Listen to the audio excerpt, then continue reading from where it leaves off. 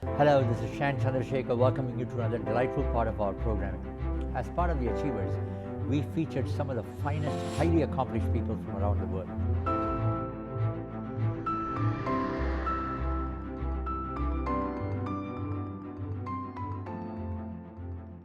We are delighted now to welcome an extraordinary visionary who has made a great contribution to the Canadian media industry. She's a leader in fine arts. She's contributed a great deal, and she's the President and Chief Executive Officer of Canada Media Fund, one of the finest organizations in this country helping the Canadian film and television industry, none other than Valerie Creighton. The person that you are about to meet is like no one you have ever met before. Her ability to bring together disparate and at times antagonistic groups of people to the table and then be able to make that work. The CMF is the largest fund in Canada that supports the development, production, and promotion of Indigenous and Canadian content across all audiovisual platforms. Valerie is also extremely bright. The content is there. The writers, the directors, the stories, the ideas are there. Likely we're about to see another huge revolution in this sector. Valerie, what a pleasure. Welcome again to ATN. I'm just embarrassed. That's a wonderful introduction. Thank you, Shan. Valerie, you're a visionary. I've heard you speak. I've seen you in panel discussions. You're a trailblazer. So we are very honored and delighted to have you to be featured on our Achievers series. This is long overdue. You and I talked about this at least 5 years ago, I think, and I think it's my fault. I think it's my schedule and the fact I don't live in Toronto. I live in Saskatchewan still and travel the country. It's probably my fault that it's been long overdue, not yours. I think your invitation was always open. Hearty congratulations to you on receiving the Order of Canada, one of the highest civilian honors. So tell us about that particular event. Well, it was very interesting because I had gotten a request to write a letter of recommendation for another individual for the Order of Canada, and somehow it slipped away and got buried in a few other things, and it came in through our, not to me directly, but through our information request, and so I lost track of it. So I was at Content London at the event, and I got a phone call. And the woman said, hello, Ms. Creighton, I'm calling from the Governor General's office for the Order of Canada. And I thought I was going to get a really bad time because I never did this letter. And so I was thinking, oh my God, how am I going to get this letter done while I'm at, in this event? And she said, I'm calling you to let you know we are inducting you into the Order of Canada. Wow. And I said, are you sure? Because I was so consumed in my mind that it was about this other letter. And she said, oh, I'm sure. I have the best job in the world. And I said, well, you sure do. And she said, well, I do have one question for you.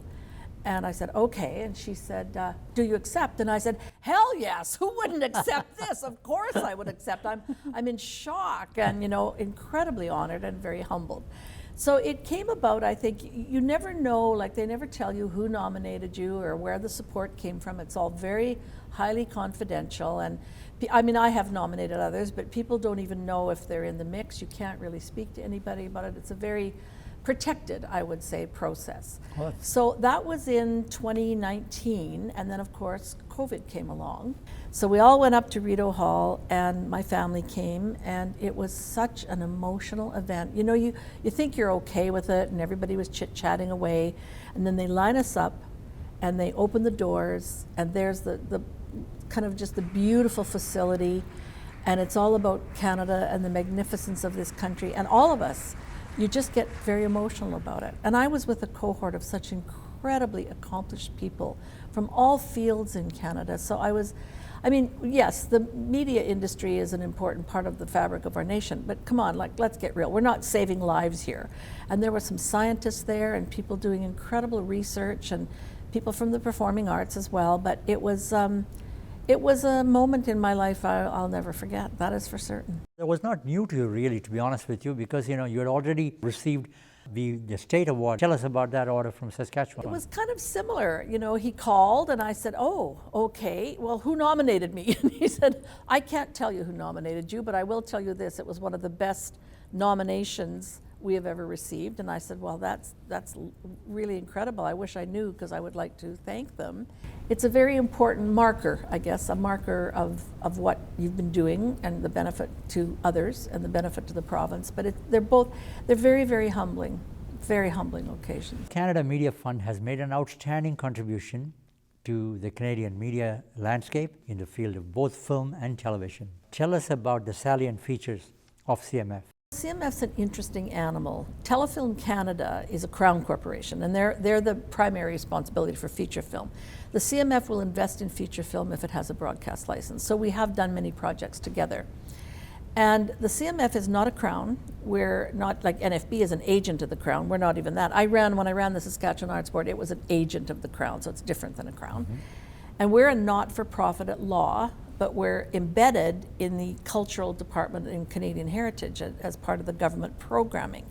So our financial resources come partially from the big telecoms. That was a negotiated process 30 years ago between the industry. It was Phil Lind, actually, who led that discussion between government and industry from the cable side and the government. So it's kind of a mix of money. He was a great visionary. He was one of my mentors. Yeah, and I was tangled with him a bit. I always like to give him a bad time, but he led this country in so many ways that people don't even know about.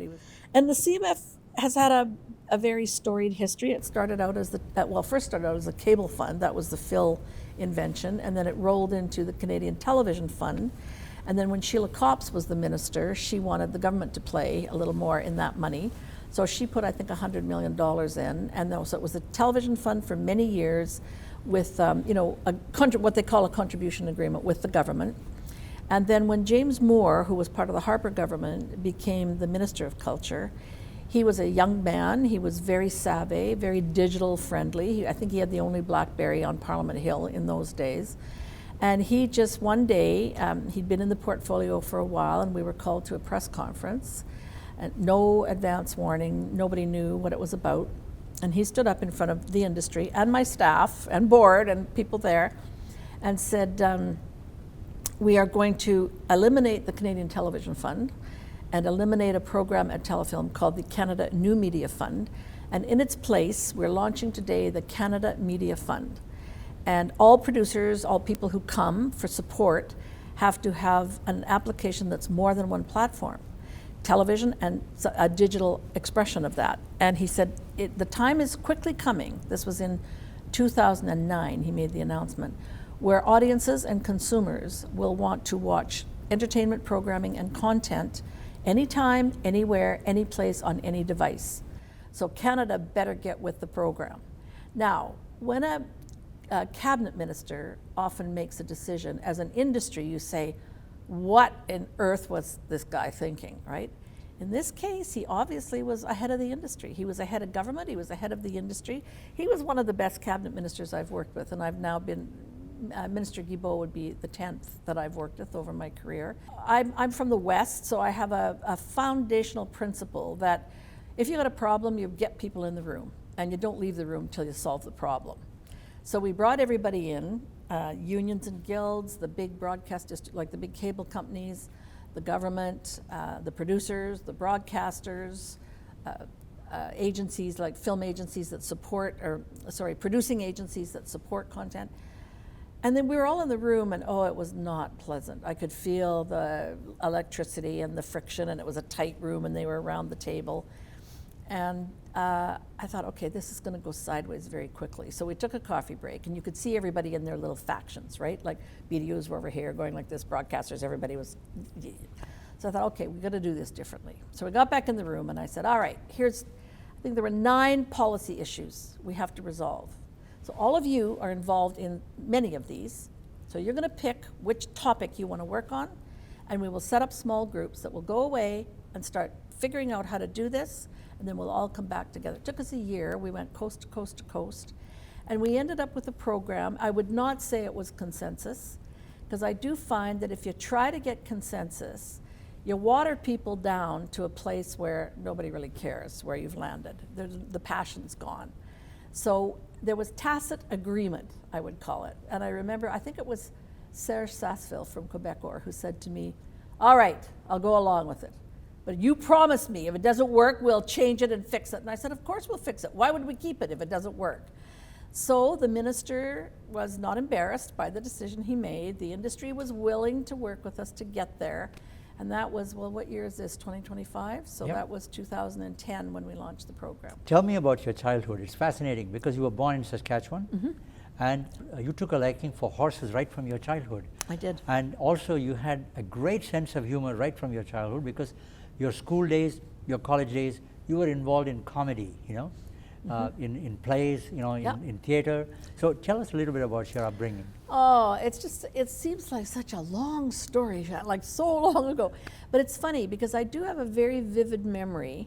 I think I was about, I'm not sure how old, 4 maybe, 4 or 5, 3, 4, in that age group. And my mom was getting a divorce at the time, and we were out at the farm where she and my older brother's dad lived. And my grandparents were there, she was there, he was there, and there was a big fight. You know, they were all screaming, I could hear them. And I was a little ways away, and I was sitting on my brother's bike, which is way too big for me, and it was leaning against like a page wire fence so it wouldn't fall down. So this was the 50s. I was born in 1952. So this was the 50s, and it was the time when, you know, the war was over, but people were still terrified about nuclear war. So the atom bomb was a big threat, and people were building those dugouts and filling them with food, you know, all that was going on. So I was sitting on this bike, and I thought, oh, wow, these people, if the atom bomb came right now, it would fall on that house, they would all be dead, and I would still be sitting on this bike. And I think psychologically, somehow, I didn't feel safe. So I got on that bike in my mind, and I rode down that road, and it's kind of been that fierce, like, fear, or I suppose, of safety or being independent has led me through kind of all of that. So I was always, as you said, I was, you know, captain of the cheerleaders. I did the yearbook. I was very involved in not much good on sports. Although I did win with a friend the doubles for volleyball one year, in spite of hurting. You know, it's a terrible sport when you're hitting your hand on a ball all the time. But yeah, my high school was very active. We lived out on the farm, so you had to take the bus and you had to walk. And my first years of school were in a one-room schoolhouse with grades 1 to 8. There was like no electricity, no flush toilets. People would ride horses to school and all the shenanigans that went on with that. And it was a different life then, right? You know, there was safety in the world. Today we live in a very different place. It's not so safe as it used to be.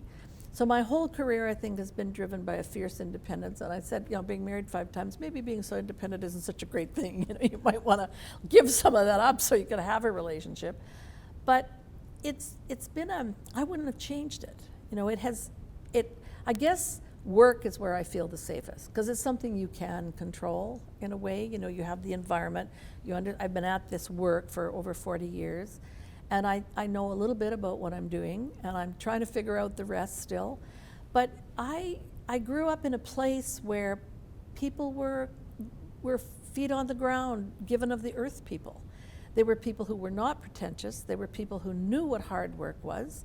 They were people always think, oh, you live in like Saskatchewan. I met this beautiful young woman. I think she's from one of the Asian countries, and she was very excited to be in Toronto. She just got a job at the CMF, and she was very excited. And was that actually at the Black Screen Office event? She was very excited, and I said, really? I said, well, Toronto's not my place. It's a city. I respect everyone who lives here, because if you can't find what you need in Toronto, you don't need it. But I can't tolerate it anymore. Like the traffic, and it's not my place. And she said, well, where do you live? And I said, well, I live in Saskatchewan. She didn't say anything, but her face crinkled up so bad, I knew what she was thinking. So there's a perception when you come from a rural place, a small rural place, as you would know, well, 9 million isn't so rural, but that, you know, somehow you're hicks or somehow you're not sophisticated. And I'll tell you, my brother had a friend who was a crazy guy. And he says, well, how's it going, Valerie? What are you doing now? And I started launching in about, I don't know, CRTC or something, or government policy. He said, okay, honey, you just slap that butter on that and keep those guys going, you know. And people there, they teach you not to be full of pride. You know, with all these wonderful awards and recognition, you're humbled, and you are forced to be a normal human being with your feet on the ground. And there's a practicality. I think it comes from survival, you know, when the drought happened and when the Depression came on, and prairie people were very, They got through a lot in those days, and I think as immigrants, you know, they had that experience. So I don't know. I mean, I wouldn't have wanted to grow up anywhere else. You know, you had a freedom.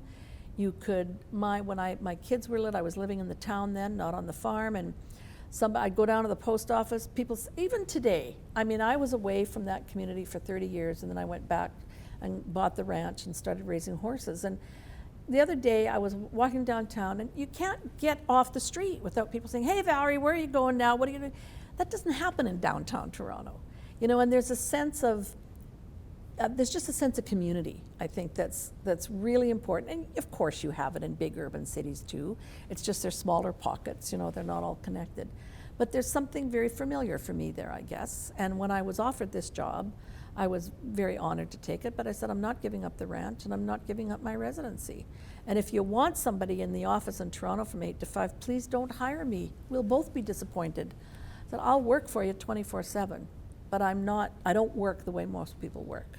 When you were in high school, was there any vocational guidance for you? What did you want to become at that time? We used to go to those trade fairs a bit, but they were always about farming. It's, you know, the tech trades, or plumbing, you know, nursing, of course, was a big one for women, or secretarial school. I mean, don't forget, that was when I was in high school. I graduated in 1970, so it was a different time.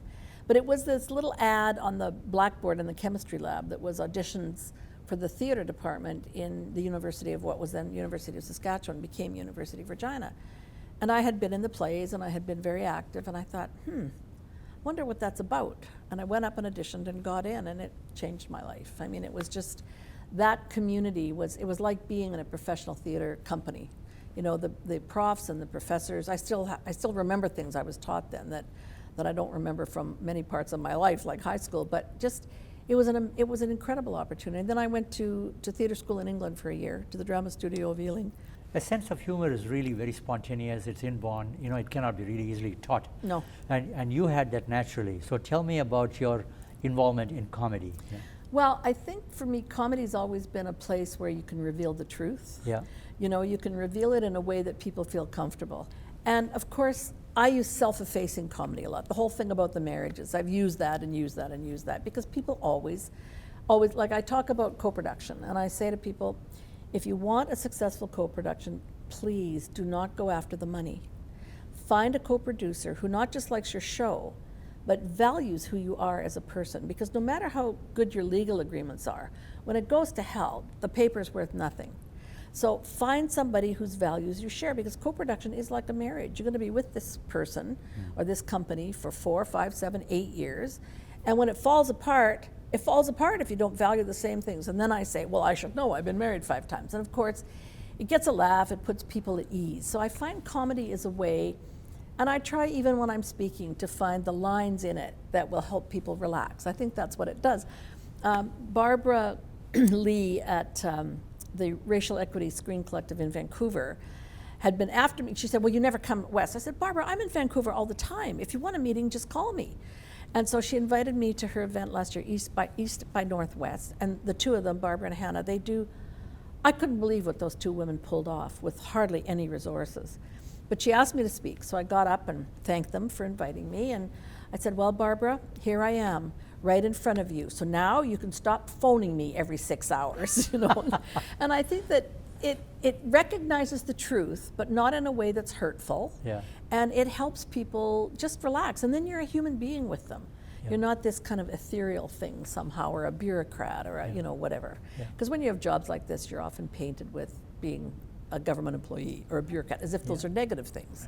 You know, public service is a gift, and it's a gift to the country, and that's how I consider myself. I'm here to serve my part of the world, but the country of Canada.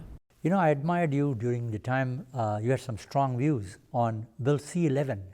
So tell me about the impact of that bill. Where does it stand now, and how much of that has been effective? It's been a long haul with C-11. It finally did get passed when Pablo Rodriguez, it started with Minister Guilbeault when it was C-10, and then it got to be a political football a bit, back and forth between the Conservatives and the Liberals. And then that bill died on the order paper when the Parliament ended. And so it was revamped to C-11 with some of those problems that had been raised addressed. And then it got passed through Minister Rodriguez. So after the bill was passed, they gave policy direction to the CRTC, and the CRTC is working on implementing what's in that bill in 3 phases. So phase 1 was last fall, we're into phase 2 now, and phase 3 will be coming in a few more months. So this hearing that you mentioned, that we just talked about, is the midst of phase 2 for the CRTC to implement. So it's a public process, anybody can go, anybody can watch everything on CPAC.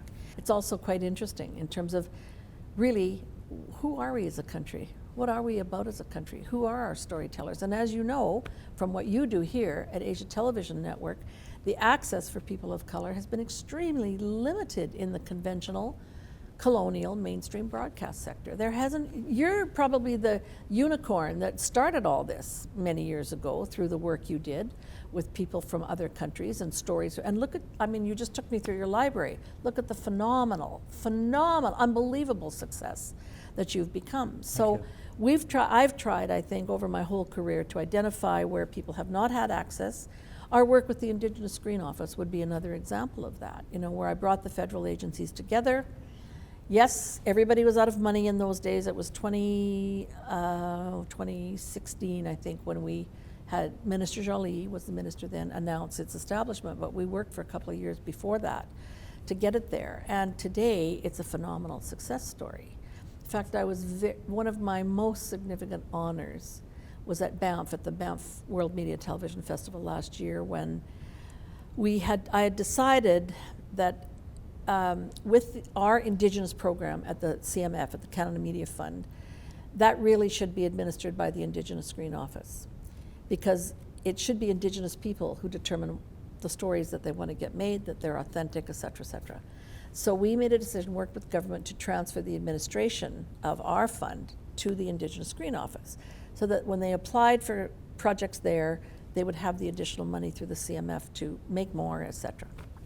So that happened at Banff, and then the Indigenous Screen Office, it took us 2 years to get it there, by the way, because again, it's hard to break down these standard barriers. You would know that from your lived experience, to get things moving. Sure.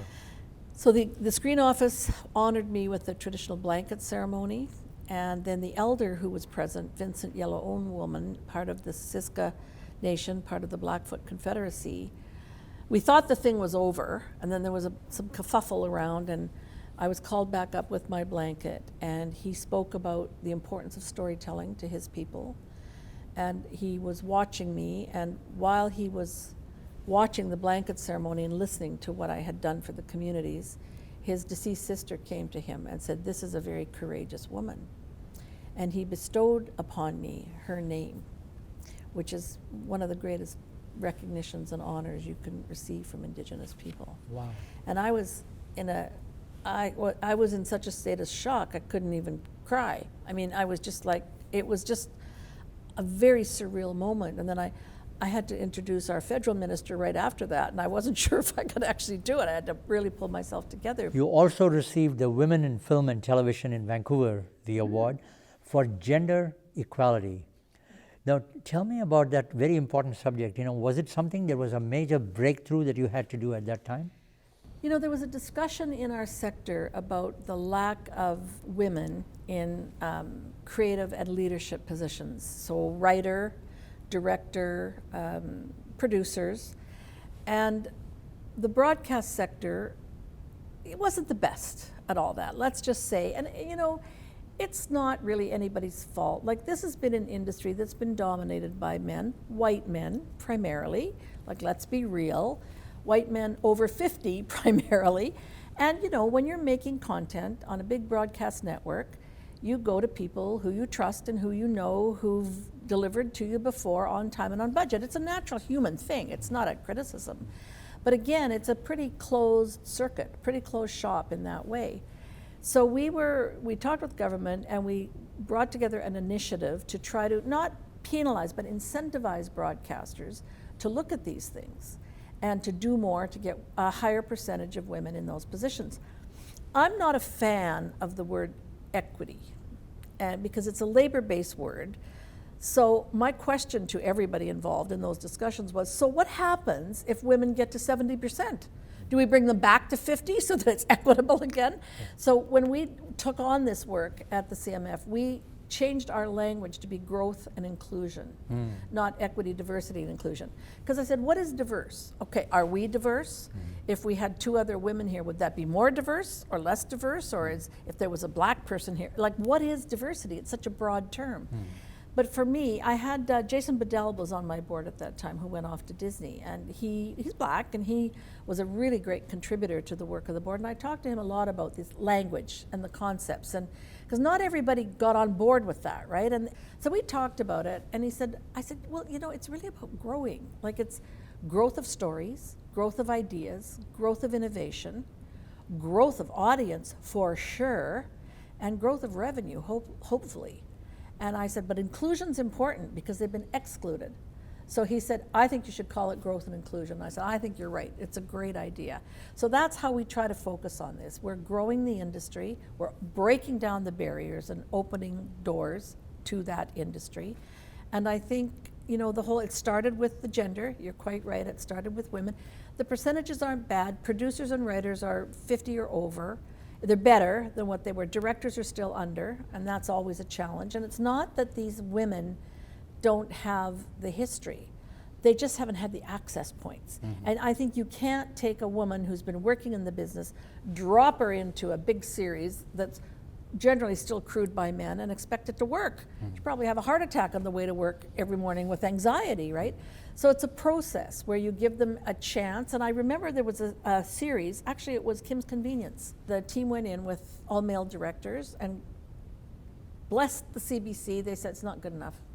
Go find women who are capable of doing this. And they did. And as it turns out, some of the episodes that the women directed were the best, the most popular, and got the most audiences. You also won the Maverick Award. This was quite a special kind of an award. So describe this for us. I've always been a bit of a maverick. I was kind of the black sheep in my family, and I've always been not conventional in my approach to most things in life. I've been married 5 times by way of example, a little unconventional. Now, you know, I've been a pretty independent person, so, you know, maybe being independent and having maybe there's a relationship there. It's not always so good to be that independent. But the Maverick Award, I think, kind of described my personality and some of the things we were doing at the fund, because they were far-reaching, and they were things that hadn't been done in the past, and they were things that always took a risk. And it came really out of the work we did on the gender piece and trying to get more women into positions of strength and power, and featuring their stories more as well. So again, it was a smaller festival. They're all meaningful, no matter what. And it's one of the nicest awards that I have sitting on my shelf from a group of the Female Eye Festival in Toronto. You also won the Content Canada Award. So tell us about that. The Content Canada Award came as a result. It's a little bit broader in a way, because it came sort of out of that event that is produced in Toronto. And it became, it was an award really recognizing a series of contributions, I think. The things we'd done about positioning storytellers, the things we'd done for authentic stories, the things the CMF had done, you know, in the gender space and for the Indigenous communities, et cetera, et cetera. So it was a broad award. That was during the Zoom years, so I had to accept it. In fact, I just saw a little clip about it recently, and I thought, oh, good grief, like I was in my office on the farm at the ranch with this beautiful thing that they shipped out. At least the postal strike wasn't on, and as well as COVID in those days. And so it was by that organization, and again, it was a very, I think, just an important recognition of where we were as the fund in those days, and I happened to be privileged enough to be the person leading the fund and initiating some of that maverick, crazy stuff that we were trying to do to make it better for the industry. Nobody could be more authentic to speak about Canadian content perhaps than an industry leader like you, with the contribution that you have made. Now recently, the CRTC has had detailed hearings on Canadian content. So tell us about your participation there and your points of view. Sure. And the hearing is, I think, one of the most fundamentally critical hearings of our time. You know, the CRTC has always been with us for a very, very long time. You were there yourself for many years. I remember funny stories about you appearing at the CRTC. And this hearing is a little different because of the, you know, the incredible importance and the entry of the streaming services that are foreign into the country of Canada, combined with the tremendous pressure our broadcast industry is under. Now, we love the streamers. They are kind of the backbone of service production in this country. The reason the hearing is on is because of the dominance of foreign streaming services and its impact on our domestic content. And of course, I am increasingly, I really thank Donald Trump for kicking us in the, where the back end is, because he woke Canada up. And suddenly this resurgence of pride about this country and the realization of what kind of a country we have and the fact that we are a sovereign nation. What I focused on with the CRTC, certainly in this conversation, was the importance of Canadian stories. Ownership of those stories by independent producers and creators, the telling of those stories that are authentic and real, and the economic side of those stories as well. Like the sector collectively contributes over 11 billion to Canada's GDP and 270,000 jobs. That's a big contribution. And I think we haven't done a good job of telling the public the impact of this. So it's an important hearing. We focused on ensuring that as the CRTC considers the definition and the framework that the streamers contribute, they have tremendous benefits from this country as well as making a tremendous impact. They're in the country, they access the services tax credit for the shows that they produce, so they get a big chunk of money back in labor, which is fair.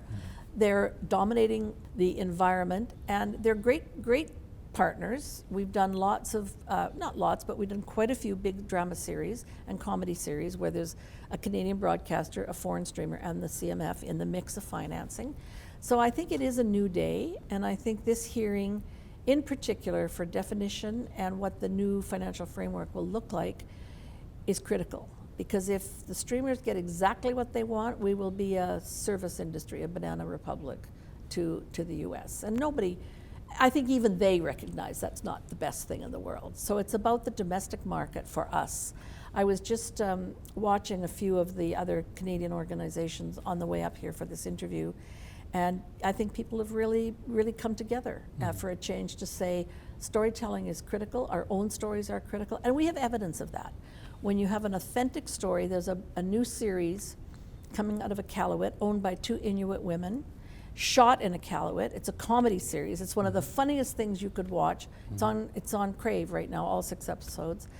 And when you have authentic story, it is in the top 10 in 27 countries of Netflix around the world. Somebody's watching, somebody's listening, somebody's having, being entertained by these authentic, original Canadian stories produced in Canada. I know you talked about the streamers, all these big American companies coming into Canada for that matter. I've had a chat quite a while ago with Melanie Joly when she was the Minister of Heritage, and we talked about a Netflix contribution of $500 million. How did you convince Netflix to invest $500 million in Canadian content? Well, we know right now that digital platforms are in people's lives. And I had a great story to tell. Yeah. The CBC had done 2 great shows with them. One is Anne with an E, Anne of Green Gables. Right. And the second one is Elia's Grace. And also there was another show made out of Newfoundland which is called Frontier. So, and they were always shooting here. Right. Their productions. So I said to them, well, let's make sure that we can put that in writing and that we have a good deal for the next 5 years. And so there's a minimum of $100 million for the next 5 years of investing in Canadian production. It's interesting that she talked about this $500 million. Did that ever materialize? Did that ever come into, did that help CMF by any chance, or the Canadian broadcaster? No, because primarily what I think is very interesting, that whole announcement that she made, and of course there was a bit of an uproar, especially in Quebec, around that. Because it's true, the money's there, but it's service production primarily. Not all, for sure, but primarily that money is service production. So service production is when a foreign company comes into the country, hires a local producer to produce the show locally, primarily so they can access that 16% federal tax credit I talked about. Right. But the Canadian doesn't own the intellectual property or the copyright. The Canadian receives no back end from worldwide distribution, and Netflix is so good at that. I mean, all the streamers are. We got to face it, I think, in Canada. All of our systems don't have the deep pockets of the foreign companies. They certainly don't have worldwide distribution, which is my view is they're good partners and they get great benefits out of Canada. So the whole point of the hearing too is about the online streaming act, so that they give back a little bit. And so it seems to me just fair. Melanie's a very smart person. She was a great cabinet minister, but I don't know if she got, I won't say the word conned, but taken. It's a difficult system to understand. And it's true, the 500 million exists, but it wasn't about making stories in Canada. Wow. And now, that doesn't mean there wasn't a contribution, because Right, of right. course I they understand. contributed in jobs and Yeah. impact and all the things I mentioned before. Of course there was a contribution. But we're talking about a slightly different contribution when we're talking about them paying just a fair share to be in the country, get the benefits they get. And when they partner, it's a great partnership. Tell us about the influence of what you've created and the impact it's made on the international market. Well, I think the interesting thing about the model was nobody could figure out what this digital piece was going to be about, and we couldn't either. So when we started getting applications, I said to the team, let's bring in the best from around the world to assess these, because I didn't have the experience. The teams, at the CMF, CTF, CMF, and Telefilm, there weren't a lot of people with deep digital experience. I mean, Telefilm had run the other program, but it was mostly a gaming fund. So I said, let's bring the best people in the world in and have them assess these projects. So that started kind of a conversation, I would say, with many folks around the world who were in that business. And they were in that business mostly as individuals. There was no funding agencies that were doing it at that time, at least that we could find. And we did deep research all over the world to say, what are the other models? So suddenly we realized we were the model. So we went out and just started, I would call it investigating, building partnerships, going to markets, trying to understand this part of the world. I remember after we got the mandate, I thought, well, I think I better go to South by Southwest, which is a very, it's a deep market of all kinds of content making, and it has its own stream of the digital side, immersive digital content, virtual reality, all of those technology-based platforms that form content. And it was fascinating. So I think it was a growing learning experience. In terms of impact on the international market, people were in awe a little bit. People were afraid a little bit. I remember talking to the British Film Institute about it, and I was sitting across from her. It was a woman who brought us all into the room to talk about this sector of content making. And I would say something, and it would I could see it bounce off her head and go over here, because there was no ability in those days to absorb what does this mean. Now it's a little different when you look at AI and where we are with technology and how we've moved dramatically from those days. Proudly, we built a model that worked pretty well for those communities. And again, we don't do it from the inside. If we are having a struggle with an issue, we go out and talk to the people who are on the front lines of making that content. And then we try to create a program based on what they've described as their needs and how it will work. And it's trial and error, and you have to change along the way. But I think, now I was just in Australia by way of example, the Producers Conference, and they've got a new program funding model that I am really keen on. So you start to learn from each other too as the years go by. I want to go back to your awards again. You also received the Lifetime Achievement Award from the University of Regina, which was a very interesting and an emotional moment. Tell us about it. Well, that's my home university, and I was in the chemistry lab when I was in high school in my small town of Stoughton. And I didn't know what I was going to do. I was in grade 12, and I wasn't sure what to do next. And on the bulletin board, there was a newspaper clipping for auditions for the theater department. So I went up and auditioned and got in and spent 4 years in the theater department there.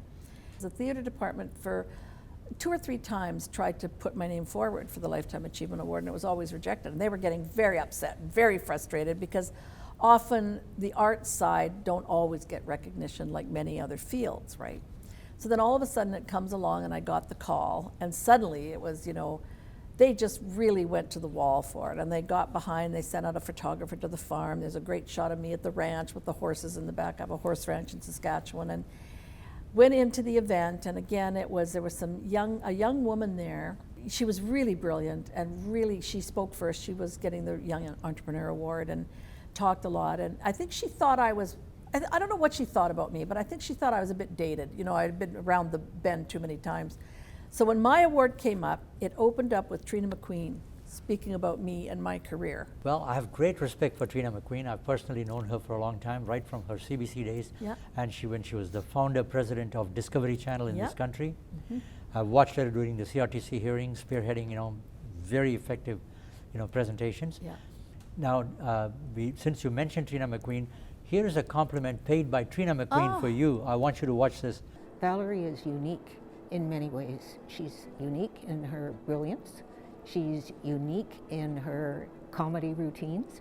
She's unique in her close relationships and her caring for other people. She is a firecracker. She has energy. She has actually neutron energy, and it's transmissible. She goes into a room, everybody lights up, they feel smarter, they think better, and they have fun. Trina's the goddess of our industry when it comes out. There's a woman who broke glass ceilings. And suddenly after that, I was her hero, because of Trina McQueen said. So it was kind of a highlight for me to have the younger generation sort of recognize. But again, those things are so emotional and they're each meaningful in their own way. I had people there from boards I'd been on at the Saskatchewan Film Development Corporation, and I ran the arts board for many years, and a lot of those people came, and it was a wonderful homecoming in many ways. And again, a great honor, and just, I don't know, there've been so many awards, I think, well, it must be time to retire, when you start getting, I said when I got the Hollywood Reporter Award that, well, when the Hollywood Reporter starts talking about your career, it's over, as a joke, right? And then they gave me the biggest award last year, and I had got among the 20 most powerful women in television, world television, yeah, I know. by the Hollywood Reporter. I know, it's amazing, right? It's just incredible. So I try to use humor quite a bit, and self-effacing humor, because it's kind of an embarrassment of riches in many ways. And each one is meaningful in a different way, and each award is just, I don't know, it makes me stop and think about my life, because I just keep working.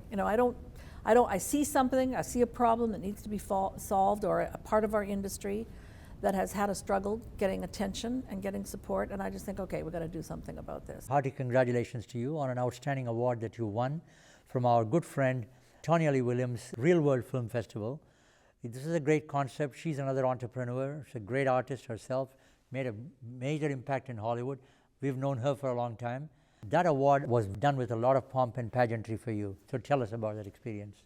Oh, that award came by way of a letter from Tonya, and it said I was getting the Real World's Ally Award. And I said, she must have made a mistake. I'm not black, I'm not brown. How could I be getting an award from Real World? And we talked about it, and she said, we have at least 30 other of those awards. This one is about people who are allies for what we're doing and break down barriers in the colonial system to get us to where we need to go. And you have been an ally to us since the beginning of this process, since the days of we brought a group of black people in to discuss, this was just when George Floyd was murdered, and we brought a group of people in, not just people from the media industry, but people who were working in social justice and other forms, because this is really about a human rights issue. It's not about color, it's about a human rights issue. And so Tonya and I talked about it, and again, I was, stunned on that one, quite frankly. I just thought, okay, the award season must be over for me. And it came along, and it was so moving, and we had it in Toronto, and it was a kind of a fireside chat lunch between myself and the interviewer. I was in one of my frame of minds where I kind of let loose and talked about, he asked me how it all started, so I told him a little story about my early childhood, and we went from there. And it was a funny, warm, I think, when you're with people and they see these jobs as positions of power, but it's actually the people you serve who have the power. You're like a captain of a ship. You're guiding this agency, you're guiding this industry to a certain place, but without the people doing the work, without the people telling the stories, no matter who you are, without the inspiration, that's where I get my inspiration from, is the communities we serve. Because people think these jobs are power. No, these jobs are about serving. Because anytime you're working in any field, as you know yourself, Sean, it takes a lot of persistence and energy and trial and error, and you gotta stick with it. I always say, Hemingway got rejected, I think, 352 times before he ever got published. So don't give up. We talked about Tonya Williams. We've had the pleasure of having her here more than once, but several years ago, there was a segment that I did with Tonya Williams that might be very suitable here. Take a look at this. Problem that we had in Canada was so large in capacity. I mean, broadcasters were not being accountable for putting visible minorities, putting racial faces, on camera. I wanted to do one large festival that embodied everything that had to do with people of color that were in the entertainment industry, not only in front of the camera, but behind the camera too. I didn't see, when I was working on shows in Canada, I didn't see the directors and the writers and the technicians and the crew people that were of color, and I felt even, I have to say, a little embarrassed, because we were now starting to attract filmmakers from the United States. And I remember Danny Glover coming up, I remember Robert Townsend coming up, and I remember them speaking to me and saying they couldn't find one single casting person in all of Toronto that was a person of color. Tanya, where are they? And I felt embarrassed, because here was Canada tooting this big horn saying we are a multicultural, diverse, you know, whatever. We're saying these things, but the product that we were selling internationally certainly wasn't reflecting these things. As you can see, Tanya is a highly talented person. So again, our compliments to you on the Real World Awards for you. Pretty special. The art of speaking itself is a gift. It is. And I've watched you in conferences. You have really, you know, like when something is very serious going on, you put people at ease with a little bit of a sense of humor. I started at the CMF 10 years ago, roughly. And I think I was on the job 2.5 hours when Jeff Bear called me.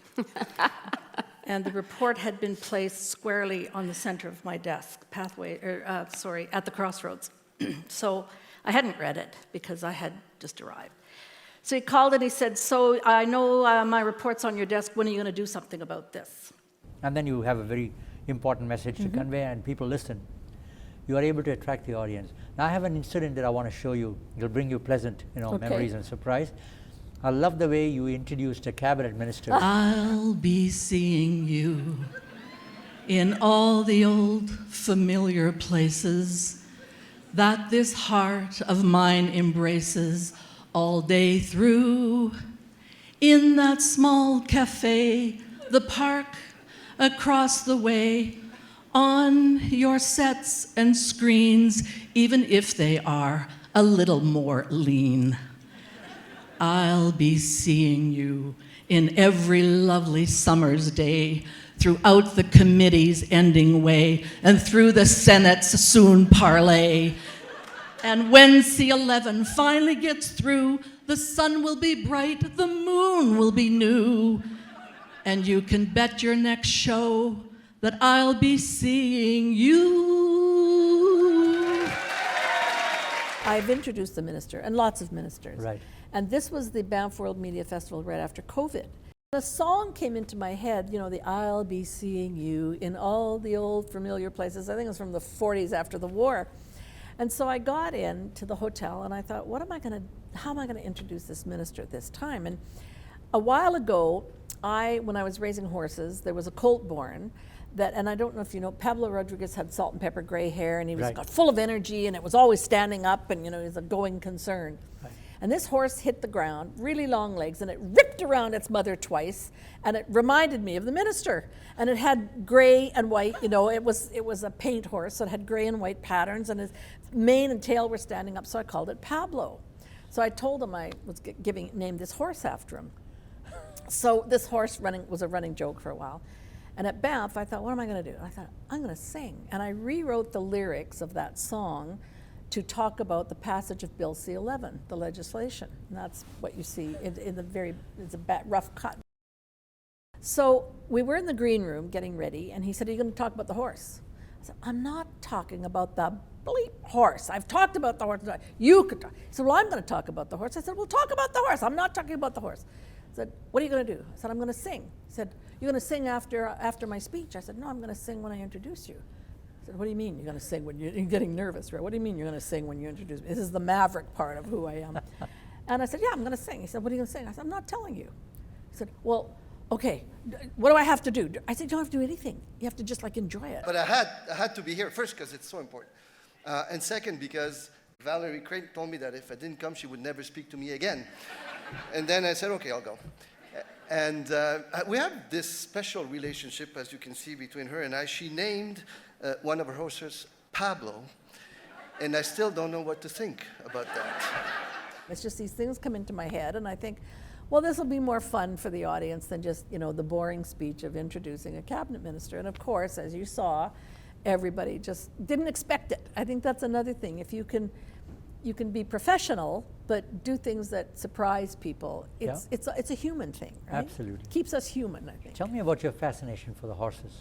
You know, I didn't have a good experience with horses being very young, and I was still drawn to them somehow. And then I lived with an Indigenous man for 20 years, and he recognized something about me in the horse that I didn't really recognize myself. So he got me some lessons in Regina, and then we started buying horses together and built the breeding program.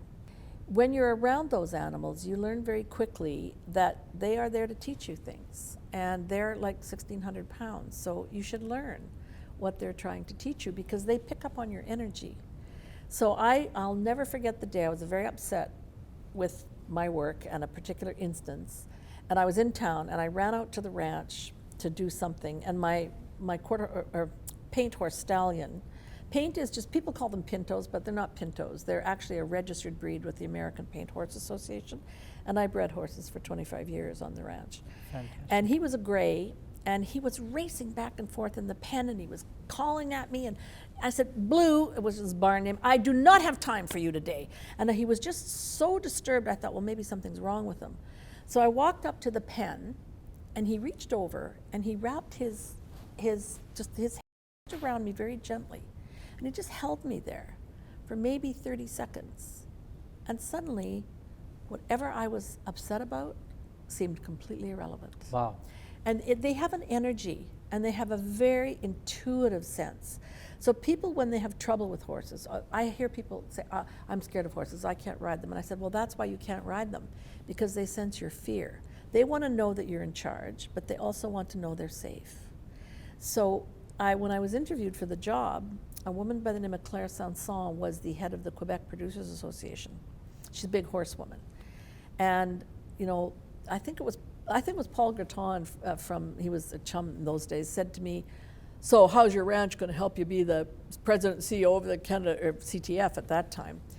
And everybody laughs, of course. So then I tell them this story, or other stories, and then Claire said, I want to know your equine philosophy, and equine is Latin for horse. And I said, well, a horse is an animal that, whether you're in the barn or the pasture or the racetrack, it will tell you what's going on with you. And it behooves you to listen, because it's an animal that could kill you if you are aggressive, or if you're what. And so we talked about this, and I don't know how to explain it. It's just something I know even today. I've stopped the breeding program. I still have 3 riding horses at the ranch. And when I'm confused, or when I'm not sure of what to do at work, or in my own life, or whatever, I'll just walk out to the pasture, 15 minutes around those animals, and I get clear. It's just, it's a very, for me at least, it's a very intuitive connection. They're so intuitive. I swear that if I didn't see the results of the feed they eat on the ground, I would believe they're angels come down to help us. You know, you mentioned about your involvement with an Indigenous man. Is that the one area that you became sensitive, you became a pioneer in opening the doors at CMF for the Indigenous community and for racialized communities? Yeah, it was more like, certainly his influence on my life was significant, and I didn't know anything about it, you know. And as a person growing up, a white person, you use language, you use words that are, you know, really not. It's not that they're offensive, it's just they're stupid, because you're not, like he said to me one day, do you actually know who Pocahontas was? And then, you know, you learn the story of it. It wasn't a big romance that's been characterized by Disney and others. It was a very ugly situation. And I met so many incredibly creative artists, his family members and others, who would sell their work for next to nothing because they didn't have the opportunity to have somebody represent them, or they didn't have the vehicle to get that work out into the world. And it was stunning, whether it was beadwork or quilting, or not quilting, but fabric work, or painting in particular. Burton's brothers were incredible painters.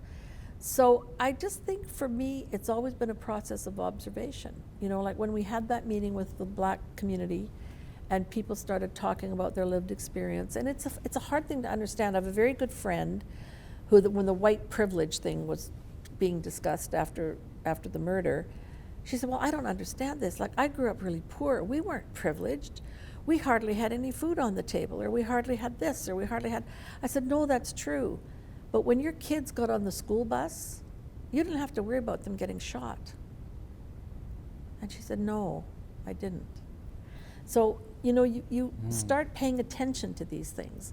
And I think for, you know, Indigenous people, the process of getting the Indigenous Screen Office was fairly painful, I would say, just in terms of people's attitudes, and not even attitudes, lack of understanding and lack of really seeing what was in front of them.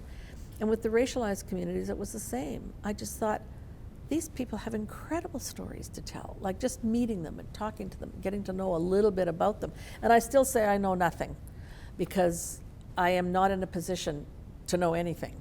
But I've been enriched by those people, those stories, and the processes of just trying to break down the walls and the barriers, because it's about access. Like the two young women in Iqaluit that did the North of North story, they've been in the business for 25 years. It's not that they don't have the skill, it's they don't have the access to be able to do. And this story's taken the world by storm, and I'm just, it's so great. You know, I'm just proud of them as human beings, never mind the great storytellers that they are. And when we got the mandate for the television fund, or the CMF from the television fund, the young woman in your, she's a producer on this show and a director by the name of Alethea Anak-Borel, and she had gotten her family tattoo. Beautiful. And I brought her into that meeting, and her and a young guy from Yellowknife, and no, from the Northwest Tortures, Amos, and they were terrified. And I said, you don't have, because all the big broadcasters and the big industry was in that room. I said, you don't have to speak unless you're comfortable. If you want to, please do. But you are the future here. You are where this country's going to go. So I just want your faces in the room. I just want others to look and see what else is out there, what else is coming. And they didn't speak, but it had an impact. And here they are today with their own big TV series. You've always been an ardent supporter of Canadian stories. Totally. And you're, by the way, an avid writer as well. I've read your articles in the Toronto Star in the past, and you've been interviewed in the Globe and Mail about Canadian stories. And I remember you talk about the importance of Canadian stories and the storytelling itself. Yep. And I remember you even endorsing, mentioning about Murdoch Mysteries, for that matter. Sure. One of the most successful, lucrative television series. Yep. Personally yourself, because with such a great sense of humor and with such great tasks and administrative role that you're playing, people with sense of humor also have a sensitive side to their life. Mm-hmm. So what makes you sad? What hurts you? Injustice really hurts me, whether it's personally or whether it's to others. And when I see people, I guess, I had 2 children, and my son died tragically from a accidental overdose of fentanyl. I'm so sorry. That's fine. I'm not complacent about it, but I can't change the fact. And the thing is, your life is never the same. But I've learned so much from that, and I have come to believe that people leave us in our body and physically, but there are so many instances of the fact that somewhere out there, I know that not just from him, but other things that have happened, they're with you still inside. And I think I think addiction is so misunderstood in this country. COVID wasn't the pandemic. Oxycontin and fentanyl have been the pandemic in this country, and now people are starting to talk about it. And I'll tell you, that day when I got that call, I ran out of the ranch house, and he had planted a row of pine trees, and I ran across the pasture, so about half a mile, in my bare feet. You know how when Middle Eastern death happens and the women do the wailing, and I was wailing, and my brother came out of the barn when I ran back to the yard, or walked back to the yard, and said, "What is wrong?" And I sat down at that tree that he had planted and used to give me heck about, because, Mom, you can't water this once in a while when you come home. You got to be putting, regular water. It's an evergreen. And I grabbed the trunk of that tree, and I tell you, his spirit and energy came right through that tree into my body. Wow. And it's never left. The time I grew up, we had 3, they were called Indian reservations then, Indigenous reservations right around us. And, the land claim stuff was going on, and people were it was just horrible, because they just, these guys are always drunk, they're always laying on sidewalks, they're always this, we're always supporting them, it's our money. It's so ridiculous that people get these rigid ideas about where really genocide and distress comes from, and then just ignore it. That's the thing that upsets me the most. With the current topic right now, you were described in your interview in the Globe and Mail. You spoke, they asked you about the 3 T's, Trump, tariff, and right. the threats, you know. Right. And Right. you had some interesting views on that. Well, if it happens, it will be terrible. But it hasn't happened, and we don't know what will happen. And I'm pretty sure the industry in America, if they're going to be taxed for shooting these shows in Canada, they're not going to kind of go with that. I mean, they were expecting, my understanding is from reading and talking to people who are working down there who are Canadians, that John Voight and that committee had suggested to the president that if he wanted people to stay home in California, which is fair, that's what we do, and keep production there, he should set up a tax credit, just like the rest of the world has. And the next day, out comes this, we're putting tariffs on. So I think the U.S. industry will have work to kind of see what does that mean.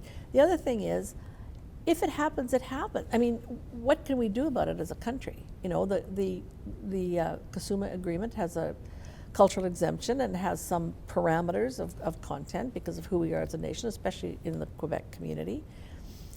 Maybe it'll still come back around, but things seem to have settled a bit, and so far it hasn't been implemented. Doesn't mean it won't, but I think, what can we do to get ready? Well, what can we do? I guess we can still start, because it'll affect Americans as much as Canadians. This is a business, if you've got a show that could be shot in Germany and Canada and the post could be done in LA, how do you put a tariff on that? Like, it's not like you're driving up to the border with a truck full of parts that you can count, there's 7 engines here and they're worth this much and here's the tariff. So I think for our industry, it's top of mind for sure. I don't think we have to pay attention to these things, but I don't think we can get really wrapped up in something we can't control, and B, hasn't happened. You've been very popular, you're an industry trailblazer. Have you ever been approached to enter politics? I have, actually. I was approached by the Conservatives and by the Liberals years ago, before, I think it was the Conservative discussion was prior to the 2005 election. Mm-hmm. And I thought about it, and I came out of politics. My mom's first husband, the one she got the divorce from, actually worked with Tommy Douglas. Oh, wow. And ran for a constituency in Saskatchewan, and I used to be dragged along to all the NDP conventions as a junior delegate, and I would listen to them or the Conservatives and say, oh, you guys are nuts. Like, how are you debating this forever? Like, make a decision or whatever my thinking was as a 12-year-old, 15-year-old. And you know, I don't know that I could tolerate it, Jan. Like, there's such it's not that I think I could probably make a contribution. Actually, when I was meeting with some MPs to give them information about the CMF, the senator from Halifax said to me, oh God, we need people like you in the Senate. You need to come and bring a fresh this and a fresh that. And I said, no, I just, you know, I have the most fantastic job. I have a lot of freedom in my work. I can do things that I'm not restricted by a particular point of view often, except for, you know, keeping money under control. But I don't think I'd do very well with all the restrictions. I value what I do, and I value the position we're trying to put Canadian storytelling in. And I think I'm at the point in my life where, you know, I'm 72, I'll be 73 in August, and I said to somebody, if I'm here when I'm 75, please come to the ranch and shoot me, because, you know, it's just crazy.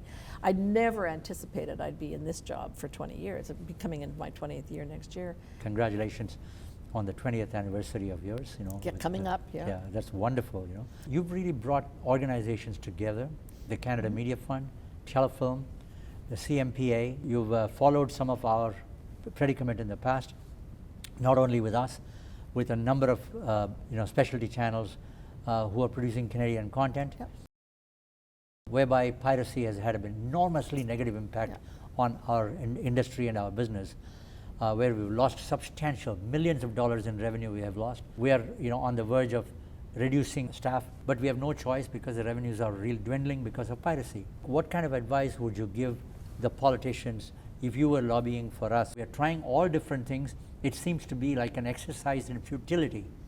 So tell us about it. Well, first of all, you've been at this. You're at the forefront of this. Everything that I've seen, everything I've heard you talk about at hearings and other places, and all of the things you've put out publicly about piracy, I'm dumbfounded that the government hasn't done, excuse me, done something about this. I would say to the politicians, it's not, here, first of all, you say you're short of money and the economy's in trouble. Well, here's a pot of money that you're giving away to thieves. That's the first thing I would say.